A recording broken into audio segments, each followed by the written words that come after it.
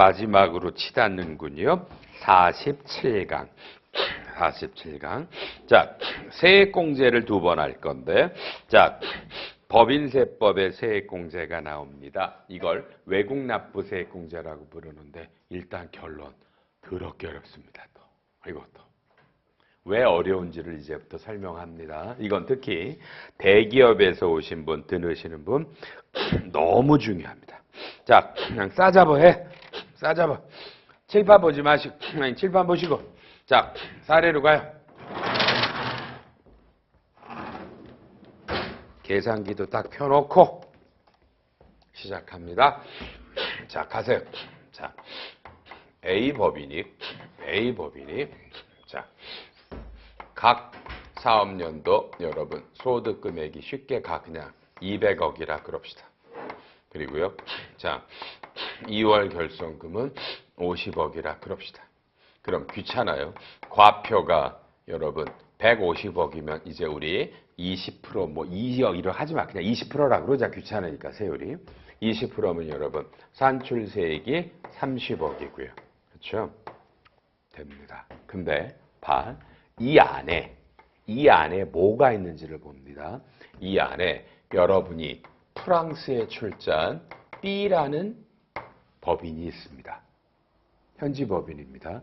여기서 여러분에게 10억 원을 배당을 줍니다. 배당을 줍니다.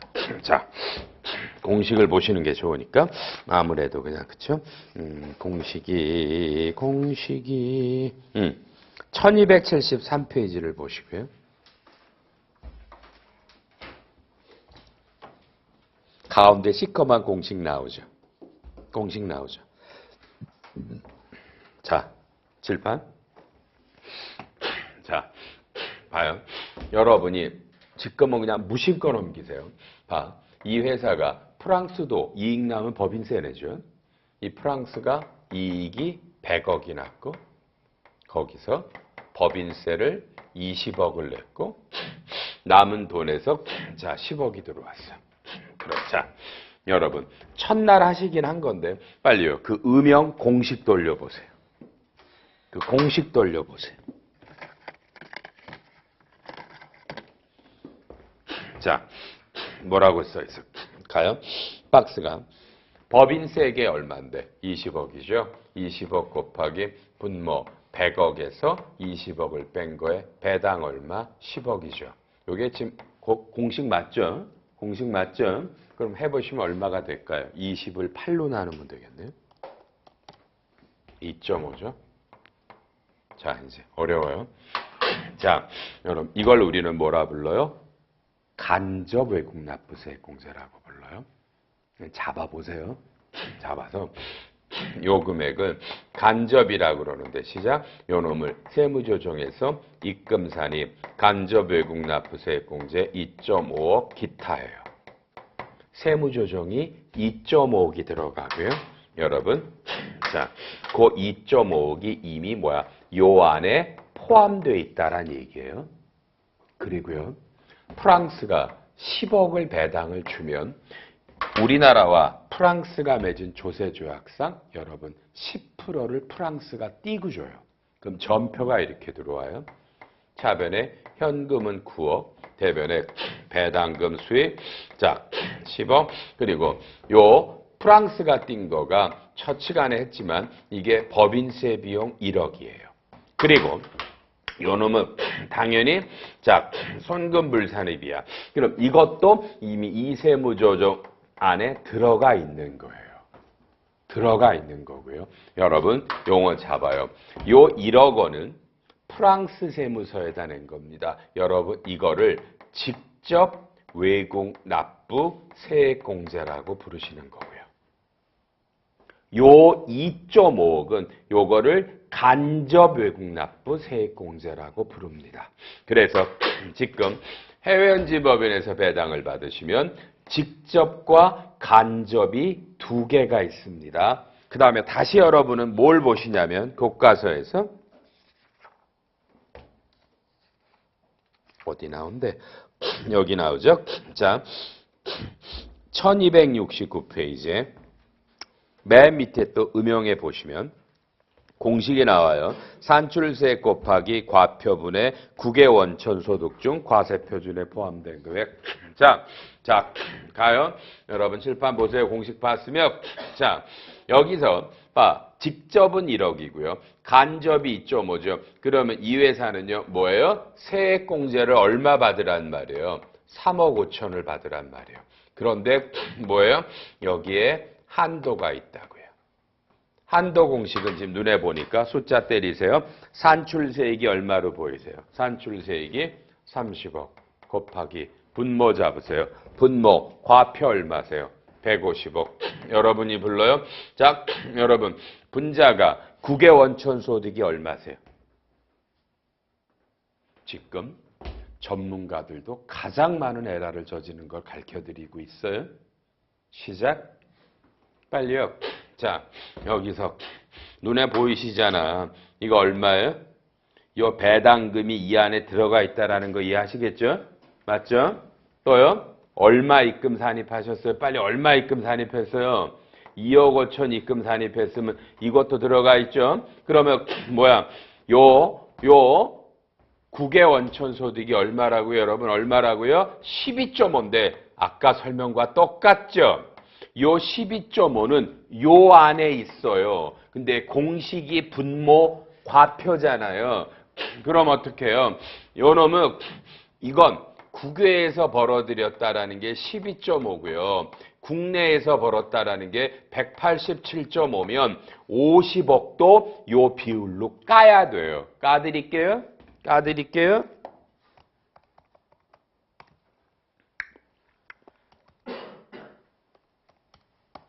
그럼 얼마인 줄 알아요? 2월 결손금 중에 국외소득에 해당하는 게 얼마야? 3.125예요. 죽이네요. 그럼 여기서 국외 원천 소득은 실제로 배당금으로 받았던 10억과 간접으로 입금 산입했던 2.5를 더하는데 2월 결손금 중에 국외 원천 소득에 해당하는 여러분 3.125를 뺍니다. 대부분은 이 공식은 하는데 이거 안 빼서 나중에 죽습니다. 이것도 수도 없이 얻어맞은 케이스입니다. 특히 대기업들이. 이렇게 되면 해요. 12.5에서 자 3.125를 빼고요. 이거를 150억으로 나누어서 곱하기 30을 때리면요. 이게 얼마야? 되게 웃기네. 이게 얼마야? 1.875가 돼요. 그러면 지금 자 직접 외국 납부세액과 간접 외국 납부세액을 합하면 3.5억이지만 이 한도에 걸려서 얼마? 1.875만 세액 공제를 받고 요 나머지는 또 2월 공제됩니다. 그냥 너무 어려우면 회계사님이 지금 하신 말씀은 이거예요. 해외 현지 법인이 있어서 배당받으면 이렇게 한번 보라고 돼. 이렇게. 근데 해외 현지 법인도 많고 배당금도 많이 들어오거든요. 가장 결정적으로 다 놓칩니다. 이런 것들. 그래서 직접 외국 납부세액 공제와 간접 외국 납부세액 공제라는 걸로 가고 한도가 있다는 거 조심하고 한도액에서 요 2월 결손금 이펙트를 빼는 거다. 근데 이런 말 하면서도 미안하네. 다시 또 넘기셔서 1273페이지 여러분. 아까 우리 가운데 간접 외국 납부세 공제 구하는 공식 봤죠? 그죠? 그 위에 핵심 예규에 여러분 4번 잡아보세요. 4번 뭐라고 돼 있어요? 읽으면서 귀로 들어요. 해외 자회사가 수개 년도에 걸쳐 누적된 잉여금을 재원으로 내국 법인에게 지급한 배당금은 간접 외국 납부세액을 계산할 때는 배당의 재원이 된 잉여금이 발생하는 해당 사업연도별로 해외 자회사 그렇죠? 법인세액과 소득금액으로 계산하래요. 2013년까지는 배당 재원 잉여금을 지정하는 계산하는 방법을 허용해야 되고요. 그러면 2014년부터는 그렇죠? 없네요. 칠판. 여러분은 끝없이 어려운 걸 해보네. 자, 봐요. 이게, 자, 2017년이야.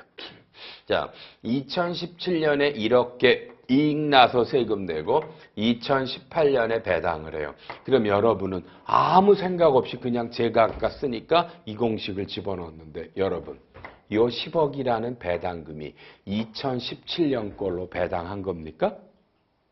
여러분 회사도 그러십니까? 이익여금이 무지하게 쌓여 있으면 그죠? 그걸 배당하면 그게 전년도 걸 배당하신 겁니까? 우리가 아는 회계학 지식은 전년도까지 계속 쌓아놓은 거에다 올해 벌어들인 걸로 하는 거 아닙니까? 그럼 어떡하라는 얘기인데 환자하겠죠. 요 놈을 요 10억이 언제부터 발생한 연도니? 이게 2015년 거니? 그러면 요 놈이 작년 게 아니라 2015년 걸 물고 와서 집어넣으래. 구분이 안 되면 뭐야? 최초로 이익이 났을 때 그 연도로 선입선출로 가든 이런 짓을 합니다. 결론. 재무팀 때려치는 게 어떨까? 그렇죠? 이렇게 해야 될까? 국세청이 이렇게 하랍니다. 참 끝없이 그죠? 어디까지 어려워야 되는데 이건 어렵습니다. 그래서 알려드린 겁니다. 중요한 내용들은 다 요거를 보고 실무에서 부딪히면 이제 하나하나 해결해 나갑니다. 여러분보다 아는 사람이 없다 생각하고. 참 답답한데. 회계사님. 근데 첫날 회계사님이요. 직접이 있고 간접이 있고 회계사님 간주 외국 납부세 공제라는 말도 하셨다. 회계사님 간주가 뭔데? 알려드릴게. 자 봐요. 지금 책에 써 있어. 칠판 이번에는 이게 중국이야. 중국에서 배당이 들어오면 한국과 중국의 그죠? 조세조약에는 몇 프로를 띄고 오라는 줄 알아요, 여러분? 5%를 띄고 오라는 거야. 그럼 5%만큼 하면 될 거 아니야. 그런데 중국에는 조세조약이 두 개가 있어. 제2의정서라는 게 있어. 그러니까 합의를 두 번 했어. 첫 번째 합의할 때는 5%인데 두 번째 합의할 때는 제 의견에는 10%야. 그러니까 원래는 줄 때 10%를 띄는데 또다시 합의가 돼서 빨리 실질은 얼마밖에 안 띄어? 5%. 그러니까 아무도 생각이 없었어. 5%만 띄니까. 5%만 이렇게 외국 납부세 공제를 받았는데 머리 똑똑한 사람이 있다고 한국에는. 그 사람들이 국세청을 상대로 봐봐. 야, 이건 원래 법에는 10%잖아. 그런데 중국이 우리나라 기업을 유치하기 위해 5%만 띄는 거잖아. 그럼 이건 중국이 5%를 포기한 거잖아. 다만 우리는 중국에다 준 거나 마찬가지야. 이게 간주야. 그러면 우리는 5%만 띄고 들어왔지만 우리는 실제로 10%를 띄었다라고 나머지 차액 5%를 외국 납부세 공제로 해달라고 국세청에다 전부 다 들어온 거야, 경정으로. 그러니까 이런 천재 같은 사람들이 있는 거야, 대한민국에. 국세청은 황당하잖아. 5%밖에 안 띄었는데. 더 5%를 한국에서 법인세를 더 빼주라니까. 거부했잖아. 대법원에서 얄짤없이 이기고 있어, 지금. 해주래. 5%더 빼주래. 국세청의 입장은 대법원 참 대단하구나. 우리는 무조건 과세할 테니까 전부 다 대법원 가서 다시 이겨서 찾아가라. 현재 그래. 다만 내가 주장하는 건 이걸 5%를 제2의정서류에서 간주 외국 납부세 공제를 천재한 사람이 지금 경정한 사람이 부러워서 그러는 거야. 그런 천재가. 그 사람들 뇌구조는 어떻게 되길래 그걸 보고 이걸 청구하고 소송까지 가서 이길까? 부러워서 하는 말이야. 저는 그러지 못하니까. 그러니까 노력할 뿐이야, 그냥. 천재는 못 되니까. 천재들이 한 짓이라도 보고, 흉내라도 하게. 방법 없죠? 그죠? 이럴 때 부러우면 지는 거야, 그죠? 천재한테. 어떻게 머리가 안 되는데. 이걸 어떻게 청구했을까? 경정 청구를. 그죠? 이런 게 책에 있습니다. 기죽지 마세요. 이런 게 외국 납부세 공제입니다. 대기업에서 있는 기업들은 너무너무 중요한 세액 공제입니다. 실제로 세무조사에서 무지하게 얻어맞기도 하고요. 요 아까 한도 잘못 계산해서. 넘어갑니다. 세액공제, 외국 납부 세액공제 잡으셨습니다. 다음. 어디로 가? 어디로? 여러분. 자, 1286.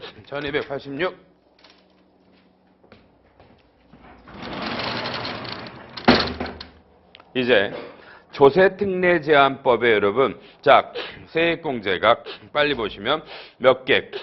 32개가 있습니다. 자, 여러분, 이건 전부 다 뭐야? 최저한세 걸립니다. 아까 말했습니다. 뭐 여러분이 중소기업일 때 연구인력개발비 세액공제만 최저한세 안 걸리고 모든 조특법의 세액공제는 최저한세 걸립니다. 최저한세가 걸리고 그게 오른쪽에 가운데 1번 나오죠. 최저한세는 중소기업의 R&D 세액공제를 제외하고는 모두 최저한세 적용 대상이고요. 농특세는 4, 5, 6, 23, 24, 26은 비과세됩니다. 살짝 헌능하니까 그렇죠? 4와 5에 뭐 연자 들어가죠. 연구 특허권 이런 것들 들어가고요. 23번에 이런 거. 그러니까 이건 외우시는 거 아니에요. 농특세 못 외우는 거예요. 무조건 비과세다 그러면 아니고 아니면 세액공제에 20% 농특세로 3월 말에 갖다내. 그리고 이건 상당한 논리가 좀 없어요. 그러니까 그냥 외워서 하는 거예요. 책 보고요. 농특세 내시고요. 그다음에 또 4번에 가서 투자세액공제를 받을 때 그렇죠? 국가 등 출연금을 안 된다. 혹시 우리 아까 정부 보조금 회계 처리 배운 거 기억나? 기계장치 살 때도 있었고 개발비 살 때도 있었죠. 둘 다 세액공제는 못 받아 이건. 오케이? 기계를 샀지만 R&D에 썼지만 세액공제 못 받아요? 못 받아. 요거 잊어버리고 받다가 또 다 죽어. 다. 이런 거. 다음 1288. 이거는 뭔데? 자, 여러분 외워도 돼. 조특법의 세액공제는 투자세액공제와 투자세액공제가 아닌 걸로 보통 갈라져. 그러니까 투자세액공제는 회사가 피 같은 돈으로 기계장치를 살 때 들어가는 세액공제고. 알았죠? 그 밖은 기계장치 말고 연구인력을 개발하든지 오케이? 사람을 뽑든지 할 때다. 이해하셨다고 보고요. 자, 다음 또 넘어가서 뭘 하냐? 자, 뭐 다른 거 없네. 자, 어디로 가 이제 이게 어렵네. 여러분 1293페이지. 왜요? 5번 어렵잖아. 지금 봐요. 5번. 여러분이 수도권 과밀억제 권역 안에서 뭐 기계장치를 삽니다. 그러면 투자세액공제는 못 받는데 넘겨보면 뭐야? 넘겨보면 뭐. 가로 1번 제목. 자, 봐요. 1989년 12월 말 현재 이미 사업을 영유하고 있는 법인들, 그러니까 중소기업들, 대기업 다.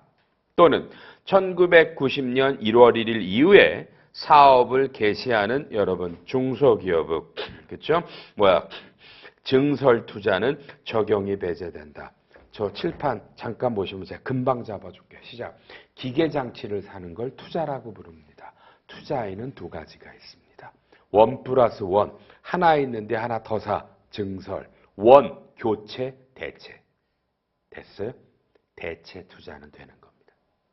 대체 투자는.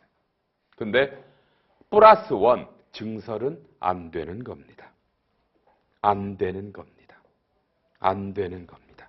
지금 이 말들이 나와 있고요. 그다음에 거기에 여러분 뭐야? 기역, 니은, 디귿, 리을이 나오는데 그 바로 위에 보면 뭐예요? 요런 거는 증설 투자에 대해서는 그쵸? 뭐다? 그래서 요런 거는 웬만하면 된다라는 얘기들이 지금 나오고 있으니까 너무 고민하지 마요. 아, 정말 어렵네. 그죠? 여러분 시작. 기본 개념이 뭐라고요? 증설은 안 되고 대체는 되는 거예요. 대체는 되는 거예요. 그걸 가운데다가 저자주에다가 써놓은 거예요. 그렇죠? 대체가 돼요. 대체가. 그러니까 이 대체 핵심은 뭐라고요? 수도권 과밀억제 권역 안에서도 된다고요. 된다고요. 그렇죠? 자, 그런데 가로 2번. 뭐야? 여러분, 일반 법인이니까 뭐야? 일반 법인은 중소기업이 아닌 법인들은 1990년 1월 1일 이후에 설치된 사업장은 그죠? 이 안에서는 증설 대체는 다 수도권 과민 억제 권역은 애시당초 안 되는 거예요. 그러니까 여러분이 대기업이면 이 수도권 과민 억제 권역 안에 89년 12월 말 이전에 이미 있었던 회사냐 90년 1월 1일 이후냐로 달라지고요. 중소기업은 웬만하면 다 된다 이런 걸로 가. 참 어렵다 그죠? 참 어렵네. 한번 요런 거 잡았다 돼. 다음에 가요. 이제 우리 배운 거. 여러분 뭐 1296으로 아니다 그죠? 1200 맞네. 1번 중소기업 중견기업 투자세액 공제. 여러분 올해부터 여러분이 중소기업이나 중견기업이시라면 그죠? 여러분이 일반적인 기계장치들을 사시면 오른쪽 나오죠. 맨 끝에 중소기업은 3%, 그다음에 1298에 중견기업이 성장 자연 보존은 1%, 수도권 밖은 2%를 공제해 줍니다. 이건 그렇죠? 왜요? 기억나시나 모르겠다. 그죠? 고용창출 투자세액 공제라는 게 없어졌거든요. 그래서 중소나 중견기업은 대다수는 이제 이 법으로 받습니다. 이 법으로 받는데 그렇죠? 조심해서 뭐야 빨리 뭐만 조심하자. 뭘 조심하자? 아까 말한 이게 수도권 과밀 억제 권역이냐 증설이냐 대체냐를 한번 검토해 보시고요. 이런 공제가 됩니다. 이해하시기 바랍니다. 이런 거고요. 오른쪽에 2번 상생 결제 안 합니다. 대기업들이 한 거 말고 중소나 중견이 여러분 상생이라는 거 의미만 잡아. 여러분 같이 살려면 어떻게 돼? 온리 하나야. 물 때 빨리 주면 같이 살아. 물 때 빨리 주면. 그게 상생이야. 이해하시면 된다 그지? 어음만 주고 돈 빨리 주면 상생이라고. 그러니까 기억할 건 대기업이 중소기업한테 물건 사고 돈 빨리 주는 건 상생이 아니고 그건 당연한 거고. 오케이? 당연하고. 중소기업이 중소기업에 물건 살고 빨리 주는 건 이건 정말 상생이야. 그래서 혜택 주는 거야. 아우 넘어가. 아우. 또 그다음에 3번 1300에 알았죠? 대기업이 이런 데들이 이런 상생협력에 관한 법률에 따라 출연하는 건 세액공제. 요새 언론에 보면 뭐 정부가 여당이 무지하게 압박한다고 비판받는 거 알아요? 뭐 농어민 쪽에 출연해달라는 게 이런 기금들입니다. 이런 거 모르겠다 그죠 여러분요. 자 이제 우리는 마지막으로 치달아서 마지막 남았습니다. 마지막 48강을 1301 연구인력개발부터 합니다. 끝.